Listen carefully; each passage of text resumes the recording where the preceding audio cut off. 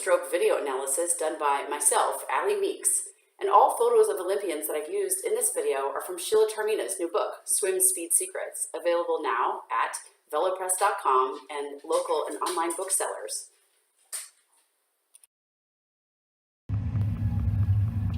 What's up, guys? This is Ali Meeks, and we're gonna review my own swimming today. So first, we're gonna look at underwater heading toward us. And the first thing that I noticed in looking at my own stroke is that my left arm tends to track a little wide at the beginning of the pull. It's kind of like the catch is missing. The right arm isn't as bad, but it's still missing a little bit of that catch. Right there you can see I'm pulling straight down before I even begin my catch with my left arm. I've always had a little bit of left shoulder pain, and this video is kind of showing me that I'm probably pressing down too long. You can see it right here, pressing down before my catch starts right in there. So that's telling me that's probably where that pain is coming from. My right arm crosses over just a little bit when it comes in, specifically too after the breath. You can kind of see it comes in a little bit in front of my head, crossing over slightly.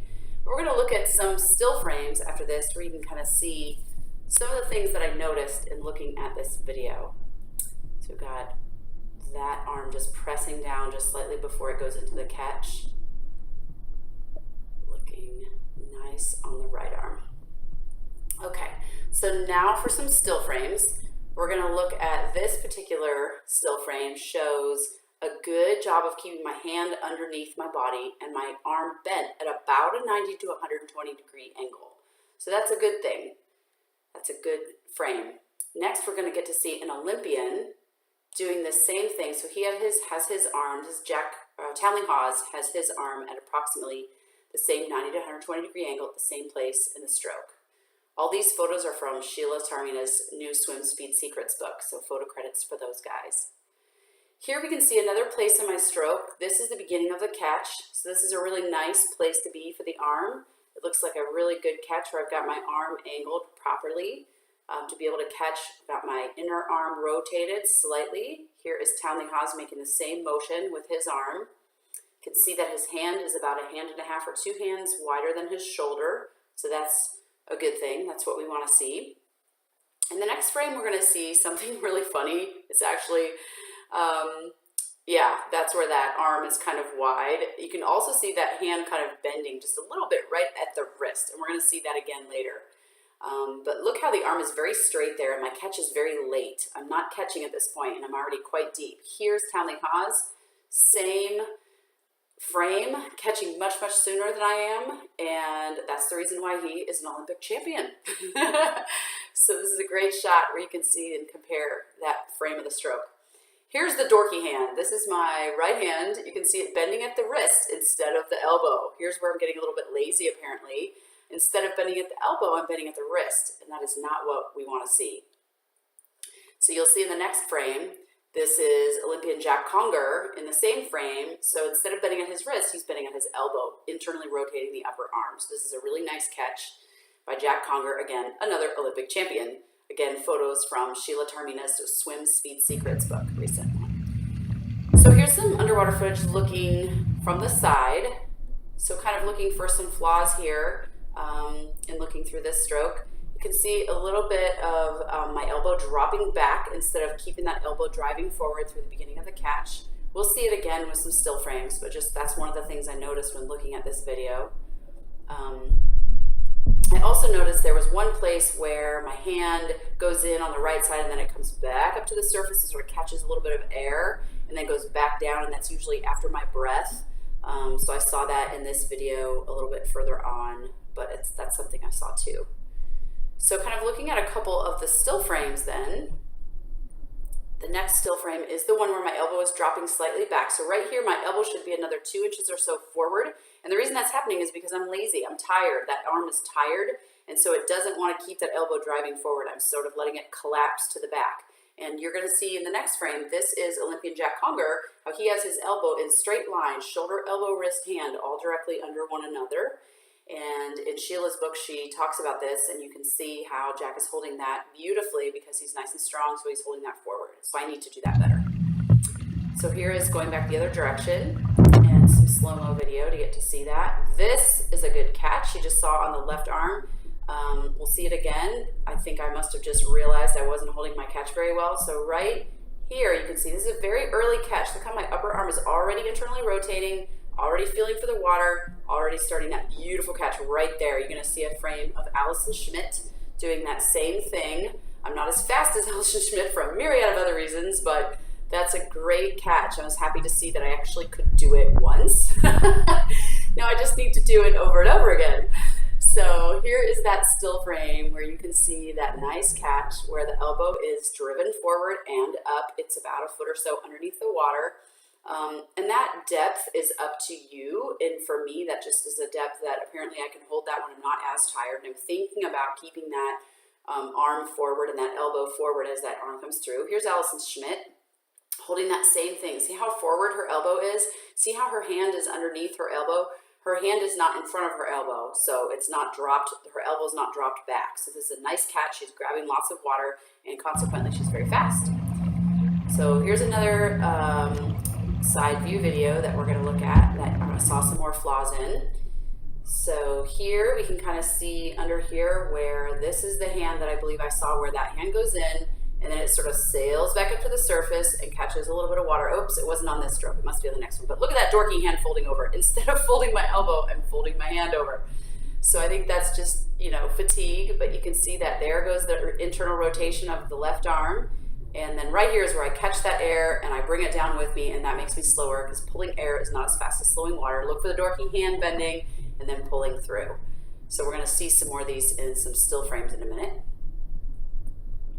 But this problem with this catch, what is happening with this is I'm not catching as much water as I should be. So I'm slower because I'm not capturing the water early enough in the stroke to be able to push it backward effectively. So in the next frame, the still frame, we're going to see that dorky hand. You can see here how it's going to be bent over at the wrist. So there it is, boom, in black and white. You can see it actually in living color. There it is. That's laziness right there, or muscle fatigue, and that needs to be trained. So I need to be watching for that hand, making sure that I'm internally rotating that arm and not bending my wrist instead. So here is the frame where you can kind of see my hand almost looks like I'm Tina Turner, Stop in the Name of Love. This we call the stop sign, and this is slowing me down because it's pushing, it's collecting some drag at the front of my hand. So I need to hold that hand more pointed to the other end of the pool. Here's a frame where you can see again that elbow is dropped backward. So this is not as strong a position as the one that we're about to see again with Jack Conger, where look how far my elbow is behind my hand. That's probably 6 inches to 12 inches behind my hand. I'm losing all that water. Here's Jack with his almost directly underneath his hand.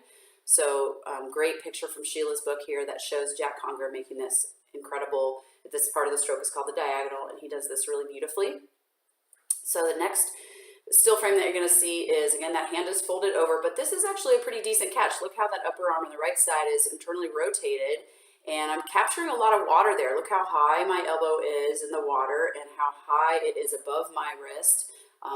That's actually decent. Here's a picture of Townley Haas doing the same thing, much better than I'm doing, but here he is. And Sheila's book has an exciting concept called ST Grid that you should check out. Again, it's Swim Speed Secrets is the name of the book. So look that up. It has a lot of great information about that. That grid helps us to kind of watch for errors in the stroke and quantify them and see where they are. So here I am swimming at you, and you can see things I'm looking for here. I'm kind of looking for the upper arm to be sort of hiding behind the head, and that means engaging the rhomboid muscles to pull and pack the back muscles back against the scapula. In this frame, you can see that I am hiding my upper arm behind my head. I'm rotating over to be able to tuck that arm behind the head, but it doesn't mean that the front end, the part that's underwater, is tilted to the side. I'm still jamming that part forward, pushing that through. I'm using my musculature to pack over my back against my spine. So this is Townley Haas doing the same thing beautifully. Again, much better than I do it, but this is a nice photo of him showing how his overwater recovery is relaxed, his hand is relaxed. Here's a place where you can see that my arm's going into the water and it's creating this nice little splash. It kind of looks like two sides of the Red Sea there, and that means that my elbow has hit the water after my hand has entered.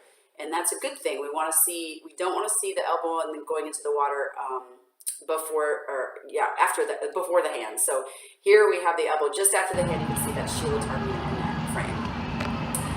So this is kind of a nice little side view, just looking for overwater recovery issues. So you can see that the hand is sort of trailing behind the elbow. That's what we want the upper arm to be driving in this regard. You can see the back musculature packed up against the scapula there.